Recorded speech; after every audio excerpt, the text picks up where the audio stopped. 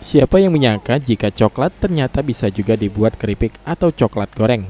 Sekilas bentuk keripik coklat ini seperti belut goreng.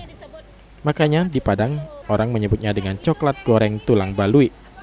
Salah seorang pembuat coklat goreng Rosmawarti Karim mengatakan, biasanya konsumen senang dengan produk yang unik atau lain dari yang lain. Biasanya coklat di oven atau di tim untuk dibentuk menjadi aneka jajanan coklat. Coklat tulang balui ini digoreng. Cara pembuatannya mudah. Coklat diadon dengan tepung beras, gula, telur, garam, dan santan kelapa, dan digoreng dengan minyak panas. Rasanya sendiri memang masih dominan rasa coklat, namun lebih gurih dan manis dibandingkan dengan coklat yang ditim. Satu bungkus coklat goreng ini dijual dengan harga Rp20.000. Dalam sehari Rosma mampu menjual 10 bungkus coklat goreng. Keistimewaan coklat goreng ini lebih tahan terhadap suhu dan juga tahan lama. Bisa mencapai 6 bulan.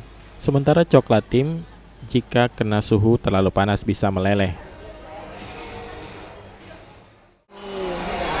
Kalau cara pembuatannya gimana? Memang digoreng dia tuh?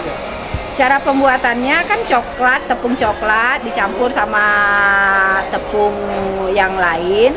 Terus ada lagi dicampur susu, gula.